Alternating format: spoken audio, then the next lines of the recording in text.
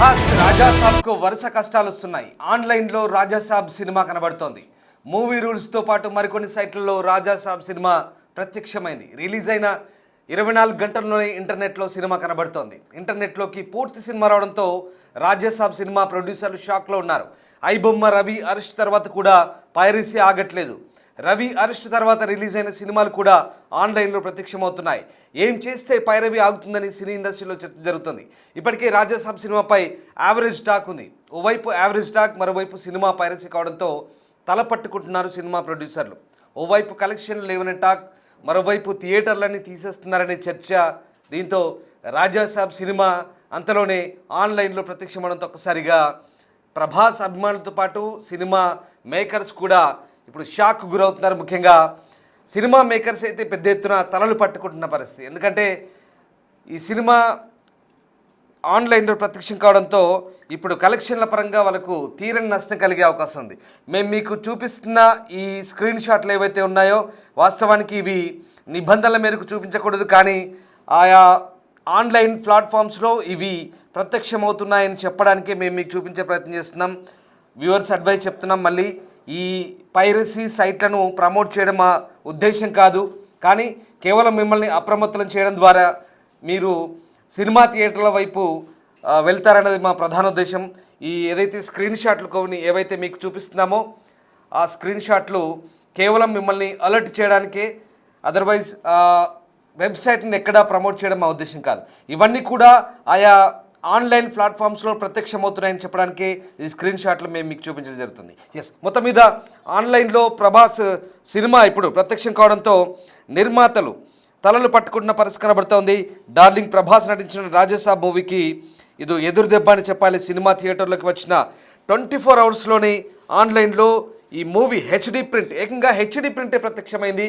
ఇప్పటికే టికెట్ల ధరల పెంపు విషయంలో ప్రభుత్వం హైకోర్టు కొట్టివేసింది. ఆ దెబ్బ తేరుకోక ముందే రాజాసాబ్ మూవీని పైరసీ చేసి మరొకసారి ఈ వ్యవహారాన్ని మళ్ళీ రక్తి కట్టించే ప్రయత్నం చేస్తున్నారు పైరసీ తయారీదారులు.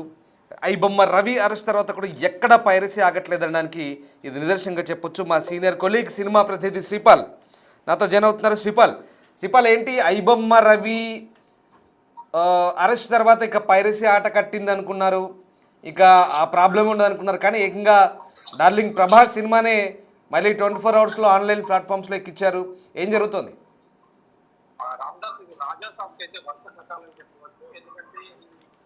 సినిమాని మిక్స్డ్ టాక్ వచ్చినప్పటికీ గతంలో, ఎందుకంటే సినిమాకి ఐబొమ్మ రవి సినిమాలు చాలా వరకు పైరసీ చేశారని చెప్పి అరెస్ట్ చేసినప్పటికీ పైరసీ ఆలోచన టాలీవుడ్ ఇండస్ట్రీ అద్భుతంగా ఉంటుంది అనుకున్నారు, కానీ ఇంకా పైరసీ పెరిగి, ఎందుకంటే వచ్చిన 24 గంటల లోపు కూడా కాకముందే సినిమా అప్లోడ్ అవడం అయితే చాలా విచారకరం అని చెప్పుకోవచ్చు. అయితే రాజాసాబ్ మాత్రం వరుసగా కష్టాలు ఎదురవుతూనే ఉన్నాయి. వాళ్ళ ప్రీమియర్స్ కి పర్మిషన్స్ ఇవ్వకపోవడం, అయితే ఆన్లైన్ లో రాజాసాబ్ సినిమా మూవీ రూల్స్ తో పాటు మరికొన్ని వెబ్సైట్లలో ఈ టెలిగ్రామ్ యాప్ ద్వారా అయితే ఇంతవరకు చాలా సర్క్యులేట్ అయిందని చెప్పవచ్చు.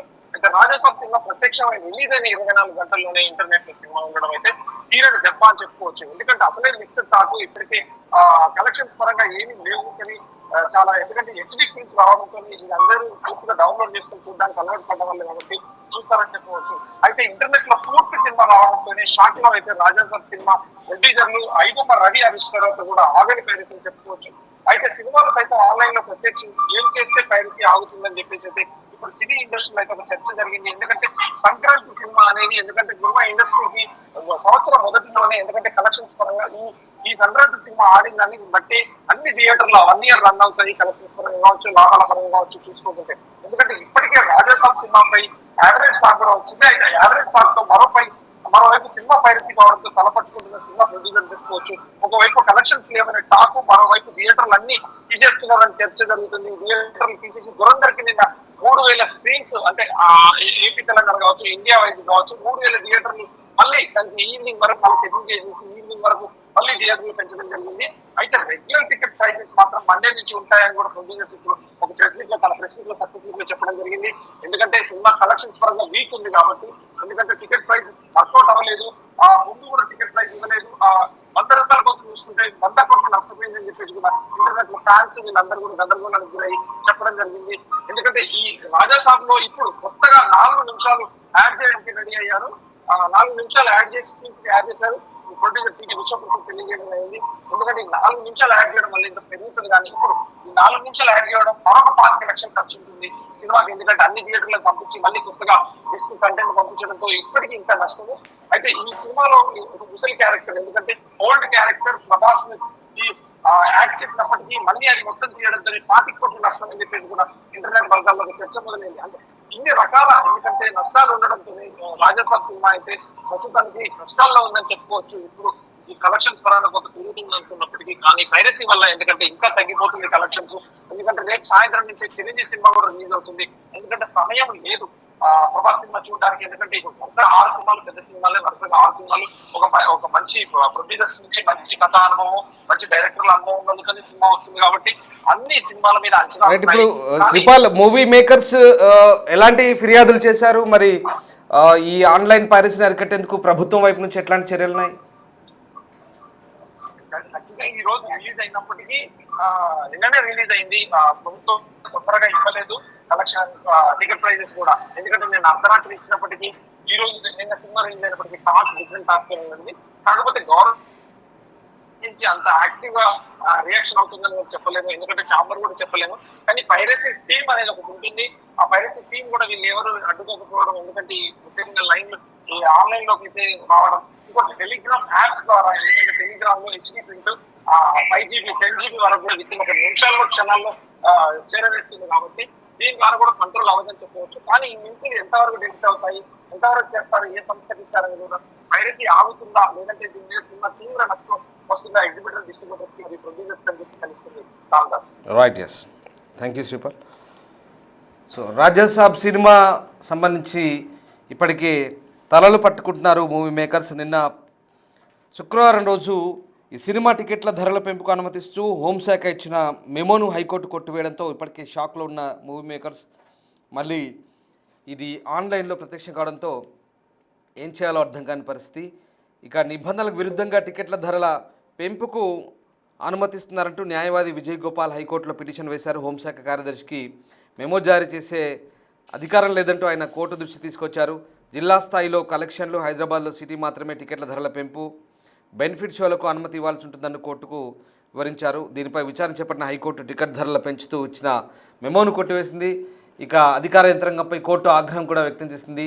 తెలివిగా మెమోలు ఎందుకు ఇస్తున్నారంటూ ప్రభుత్వ న్యాయవాదిని ప్రశ్నించింది. టికెట్ ధరలు పెంచుకోమని సంబంధిత మంత్రే స్వయంగా పెంచబోమని ప్రకటించినప్పటికీ ధరల పెంపుకు మెమోలు ఎందుకు ఇస్తున్నారంటూ అసహనం వ్యక్తం చేసింది. ఎన్నిసార్లు చెప్పినా ఎందుకు మీ ఆలోచన మారడం లేదంటూ మండిపడింది. చివరికి మెమో కొట్టివేసింది. సో ఈ రకంగా ఇప్పుడు గవర్నమెంట్ టికెట్ ధరలు పెంపించిన మెమోను కూడా హైకోర్టు కొట్టివేస్తుంటే, మరోవైపు ఏకంగా కనీసం అంటే ఇప్పుడున్న పరిస్థితుల్లో సినిమా యావరేజ్ టాక్ అని ఉంది. అలాగే డైరెక్టర్పై కూడా చాలామంది ఫ్యాన్స్ మండిపడుతున్నారు సోషల్ మీడియా వేదికగా. ప్రభాస్ స్థాయికి తగ్గట్టు సినిమా తీయలేదంటూ, సినిమా మేకింగ్ లేదంటూ క్యారెక్టరైజేషన్ కానీ ఓవరాల్గా సినిమా యావరేజ్ అంటూ ఒక టాక్ మూట కట్టుకుంది. ఈ నేపథ్యంలో మరోవైపు థియేటర్లు కూడా తీసేసుకుంటున్నారని టాక్ వస్తుంది. కొత్తగా ధురంధర్ సినిమాకి ఎక్కువగా థియేటర్లు అలాట్ చేస్తున్నారని టాక్ వస్తుంది. అంతలో మళ్ళీ సంక్రాంతి మూవీస్ రాబోతున్నాయి. ఇవన్నీ కలిసి ఇక రాజాసాబ్ సినిమా దాదాపుగా సినిమా పరిస్థితి ఇంకా దారుణంగా మారే పరిస్థితి ఉంది. డిజాస్టర్ లాగా మారే సిచ్యువేషన్ ఉందని టాక్ కూడా వినిపిస్తున్న నేపథ్యంలో అంతలో ఈ హెచ్డి ప్రింట్, ఏకంగా హెచ్డి ప్రింటే 24 hours కాకముందే హెచ్డి ప్రింట్ ఆన్లైన్లో రావడం, అది ఇప్పుడు మూవీ మేకర్స్కి అయితే నిజంగా షాక్ అని చెప్పాలి. కొంతమంది ప్రభాస్ ఫ్యాన్స్ కూడా ఇప్పుడు దీనిపై ఫిర్యాదు చేస్తున్నట్టు తెలుస్తుంది. ఏదేమైనా యాంటీ పైరసీ సెల్ మరి ఏం చేస్తుందో, కేవలం ఐబొమ్మ రవి లాంటి వ్యక్తిని అరెస్ట్ చేసినంత మాత్రాన వచ్చి ప్రెస్ మీట్లో కూర్చొని పెద్ద పెద్ద తారాగణం లేదా సినిమాలకు సంబంధించినటువంటి ఎవరైతే పెద్దలు ఉన్నారో వాళ్ళంతా వచ్చి మాట్లాడినంత మాత్రాన సమస్య పరిష్కారం కాలేదన్నది ఇక్కడ ప్రూవ్ అవుతుంది. దీనికి చాలా కఠినంగా నిబంధనలు అమలు చేయాలి, చిత్తశుద్ధితో పనిచేయాలి. అప్పుడే ఈ పైరసీని అరికట్టే అవకాశం ఉందనే వాదనలు అయితే వినిపిస్తున్నాయి. ఏదేమైనా సినిమా ఇండస్ట్రీకి సంబంధించి పైరసీ గురించి ఎవరెన్ని మాటలు మాట్లాడినా, ఎన్ని రకాల అభిప్రాయాలు వ్యక్తం చేసినా ఒకటి మాత్రం నిజం, తెలుగు సినీ పరిశ్రమలో పైరసీని అరికట్టేందుకు సరైన యంత్రాంగం లేదు లేదు లేదు అనేది సుస్పష్టం. ఇది వాళ్ళకే నష్టం. తర్వాత మైకుల ముందు వచ్చి ఎన్ని డైలాగులు కొట్టినా, ఎన్ని మాటలు మాట్లాడినా ఎవరు ఏం చేయలేరు.